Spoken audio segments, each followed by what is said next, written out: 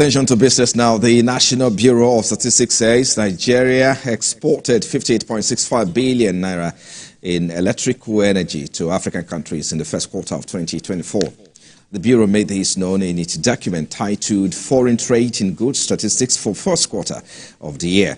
The section of the report on analysis of Nigeria's trade with African countries in the period under review shows that electrical energy constituted about 2.62% of the goods in the continent imported from Nigeria. The countries which import electricity from Nigeria are the Republic of Benin, Niger, and Togo.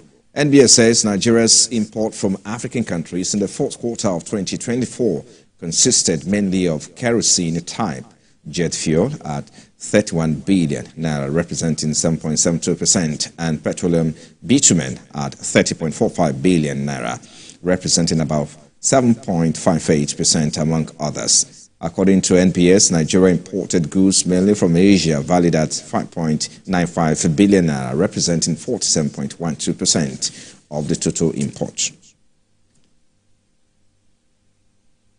Nigeria Export Processing Zones Authority has inaugurated a series of measures aimed at supporting startups and foreign enterprises operating within the country's free trade zones. Speaking on business sustainability amid a challenging economic environment, the authority's managing director, Mr. Olufemi Huguyemi, said this initiative is to reduce production costs and incentivize companies to maintain operations in Nigeria. According to him, these incentives include customs duty waivers, tax breaks, and deferred payment to the government at the startup phase of businesses. He further decried the exit of multinationals and closure of businesses across the country and stated that part of authorities' plan includes addressing concerns raised by these companies, such as increased power costs, by offering innovative solutions tailored to business needs. Elsewhere, the managing director of Nigerian Railway Corporation, Mr. Fideto Kiria, says the level of security for travel by train has been improved significantly. The managing director said this on Friday when he appeared on our flagship program, Business Nigeria, after the corporation's meeting with security heads to seek ways to police the rail tracks better and improve passengers' comfort. In order to increase the local content, we are using concrete sleepers, not steel. So unlike what they are doing on the narrow gauge, where they go to cut the rail, cut the sleeper because they are steel, but now it is concrete and heavy.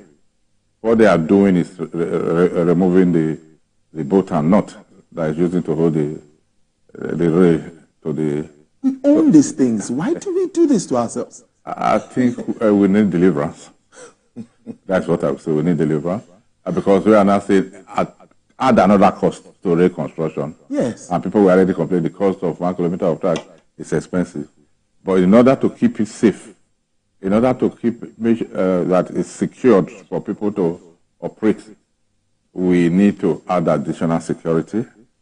And we had a meeting at the ministry yesterday.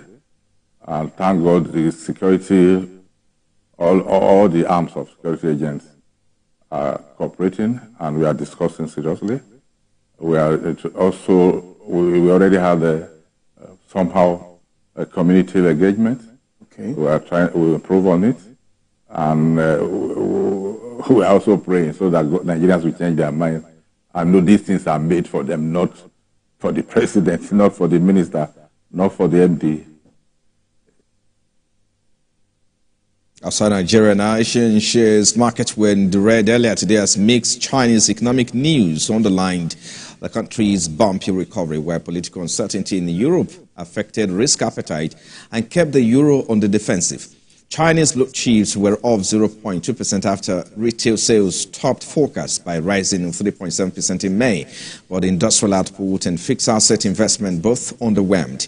MSCI's Broadex Index of Asia Pacific shares outside Japan eased 0.2%. Japan's Nikkei slipped 1.9%, with investors now facing a 6-week wait to hear details of the Bank of Japan's next tightening steps.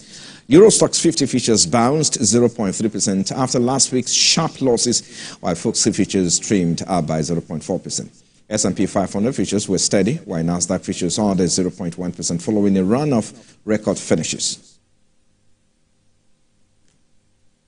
Our trade was on the agenda as Chinese Premier Li Qiang and Australian Prime Minister Anthony Albanese met in a historic meeting in Canberra to properly manage their nation's differences as they emerge from a hostile era in which minister to minister contacts were banned and trade barriers cost Australian exporters up to 20 billion Australian dollars, which represent about $13 billion a year.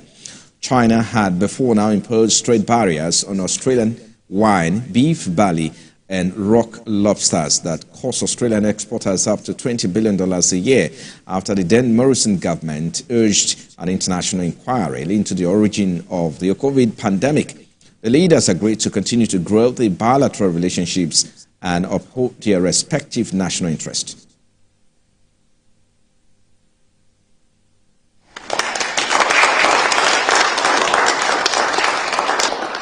My government has put dialogue at the centre of Australia's relationship with China because it is always most effective when we deal directly with each other. That's how we make progress on our shared interests and protect regional stability. Without dialogue, we can't address any of the differences that arise between us. Now, according to new data from the Commerce Department, the United Kingdom has overtaken China to become India's fourth largest export market in May. UK was India's sixth largest export destination in May 2023, while export to the UK grew by a third to $1.37 billion in May. The shipments to China saw 3% growth at $1.33 billion last month. The disaggregated data for May wasn't available, but trends over the past few months show that export to the UK were dominated by items such as machinery, food items, pharmaceutical products, textiles, jewelry, iron and steel, among other items. The Commerce Department data shows that India's top 10 key export markets witnessed positive growth in May, reversing the trend when export to some of these countries contracted for more than a year. According to the Commerce Department, the United States continues to remain India's largest export destination with 13% growth, followed by the United Arab Emirates, which saw 19% jump.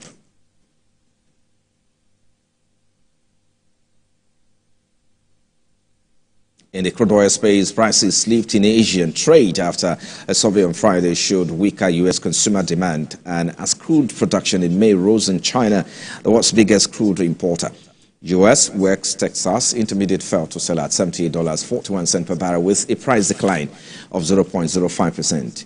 Brent crude futures also experienced a downward price margin of 0.05%, selling at $82.50 per barrel. And Bonnet Light recorded an uptick of 0.58%, selling at $82.81 per barrel. And for the OPEC basket, crude oil dealers are offering $82.81 per barrel, with an upward price margin of 0.55%. Well, and that's business. Coming up next is sport. Please stay with us.